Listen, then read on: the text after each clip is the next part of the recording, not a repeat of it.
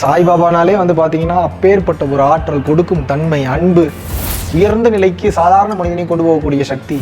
எதனால அவருக்கு இவ்வளோ பெரிய பேரு புகழ்? அந்த காலகட்டத்திலே இமாமலையில் சாய்பாபா இருந்தப்ப இவர் கண்ண மூடி வேண்டாருன்னா உடனே சாய்பாபா இங்கே சூட்சம் ரீதியாக காட்சி கொடுத்து 2 பேர் ஜாலியாக ஃப்ரெண்ட்ஸ் மாதிரி பேசிட்டு இருப்பாங்க. இந்த மாதிரி அற்புதங்கள்லாம் நிகழ்ந்தது.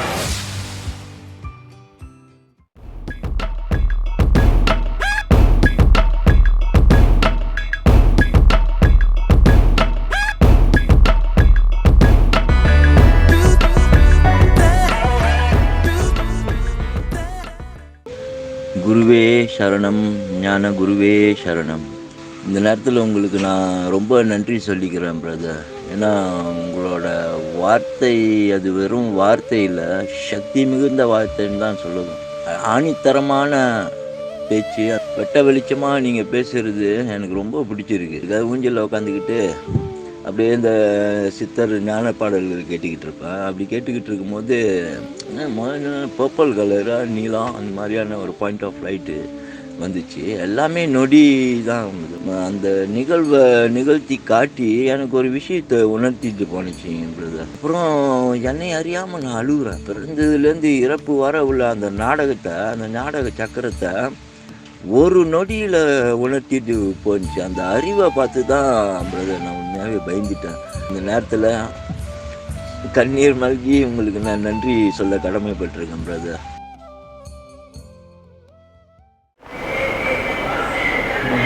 குருவே சரணம்.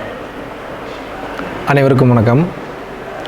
சாய்பாபாவுக்கு நிறைய டிவோட்டிஸ் இருக்காங்க. சாய்பாபா மேலே மிகப்பெரிய நம்பிக்கை, மிகப்பெரிய மரியாதை.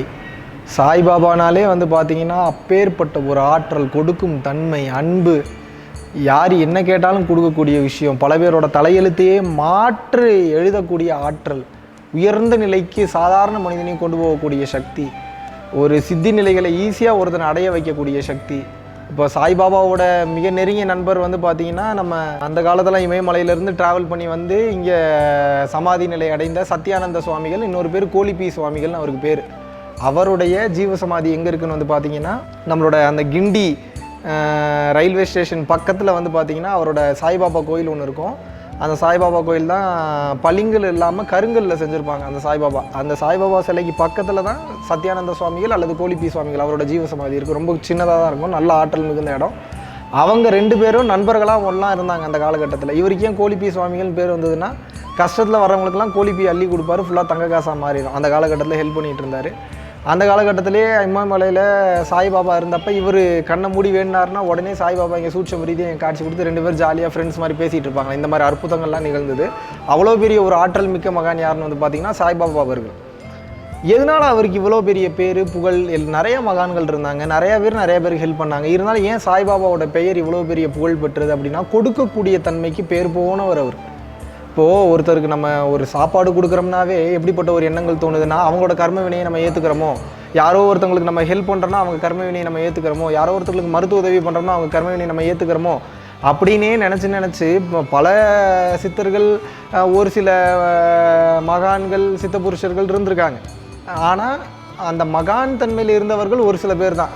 யார் எனக்கு என்ன ஆனாலும் பரவாயில்ல, மக்கள் நல்லா இருக்கட்டும், இவங்களுக்கு ஹெல்ப் பண்ணணும் அப்படின்ற நோக்கத்தில் பண்ணவங்க தான் பல பேர். அப்படி மாபெரும் உயர்ந்த நிலையில் இருந்தவங்க தான் ஜீசஸ், இயேசு. தனக்கு இருக்கக்கூடிய ஆற்றல் போனாலும் பரவாயில்லன்னு பல பேருக்கு தொட்டு குணப்படுத்தினார்.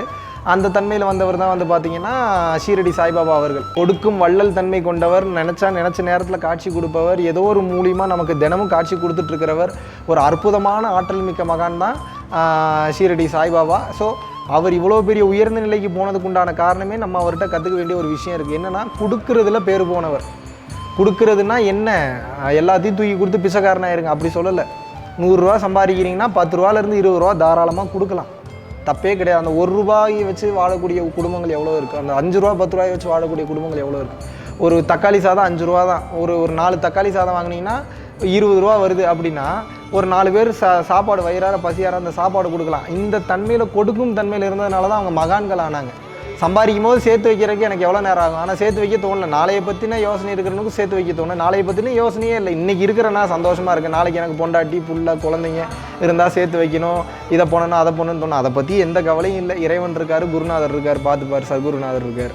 இது எல்லாத்தையும் தாண்டி மகான்களுடைய அருளும் ஆசீர்வாதங்களும் தவிர வேறு இந்த உலகத்தில் எனக்கு சம்பாதிக்கணுன்ற அவசியம் எதுவுமே இல்லை. அந்த தன்மைக்கு நீங்கள் வரலனாலும் பரவாயில்ல, முடிந்த அளவுக்காவது கொடுங்க. டெய்லி 300 பேருக்கு என்னை மாதிரி நீங்கள் அன்னதானம் போடுங்க, எந்த சூழ்நிலையும் போடுங்க அப்படின்ற மாதிரி நான் சொல்ல வரல. உங்களால் எவ்வளோ பேருக்கு முடியுமோ கொடுங்க. கொடுக்கும் தன்மைக்கு போனீங்கன்னா உயர்ந்த நிலைக்கு போயிடுவீங்க. பணம் சேரும், செல்வம் சேரும், நிம்மதி சேரும், சந்தோஷம் சேரும், நிம்மதியான தூக்கம் வரும், நல்ல பேர் கிடைக்கும், புகழ் கிடைக்கும், எல்லாமே கிடைக்கும், எல்லாமே பாசிட்டிவாக கிடைக்கும். இதுக்கு என்ன பண்ணணும்? கொடுத்து பழகுங்க. 4 பேர் வாயில் நல்ல வார்த்தை உங்களை பற்றி வரட்டும், உயர்ந்த நிலைக்கு உங்களை கொண்டு போகும். நன்றி, வணக்கம். வெறும் ஐடியா மட்டும்தான் என்னோடது, மக்கள் நல்லா இருக்கணும் அப்படின்றது. அந்த ஐடியாவுக்கு உண்டான மெட்டீரியலைஸ் பண்ணக்கூடிய விஷயங்கள், நன்கொடைகள் கொடுக்கக்கூடியது எல்லாமே நீங்கள் தான். நீங்கள் இல்லாமல் இது சாத்தியமே இல்லை. பல உயிர்கள் பசியார போது அந்த வேலைகள் தினமும் போயிட்டுருக்கு. வள்ளலார் சொல்வது போல ஜீவகாருண்ய ஒழுக்கம் என்பது உங்களது வாழ்வில் அனைத்து செல்வங்களையும் அனைத்து புண்ணியங்களையும் தேடி தரக்கூடிய மாபெரும் ஆற்றல் மிக்கது. சிவானந்தர் சொல்லியிருக்கிறாரு, வள்ளலார் சொல்லியிருக்கிறாரு, அகத்தியர் சொல்லியிருக்கிறாரு, போகர் சொல்லியிருக்கிறாரு, எல்லா சித்தர்களும் சொல்லக்கூடிய விஷயம் அதுதான். ஸோ புண்ணியத்தை சம்பாதிங்க, உங்களோட வாழ்க்கை சுபிட்சமாக மாறும். 1 ரூபாயாக இருந்தாலும் அது நிச்சயமாக அதற்குண்டான புண்ணிய பலன் உங்களை வந்தே தீரும், உங்களை வந்து நிச்சயமாக அடையும் என்பதை சொல்லிக்கொண்டு, வீடியோக்கு கீழே டெஸ்கிரிப்ஷனில் எந்த அக்கௌண்ட்டுக்கு பணம் அனுப்பணும், நன்கொடை அளிக்கணும் அப்படின்றத மென்ஷன் பண்ணியிருக்கோம். வாழ்க வளமுடன். குருவே சரணம்.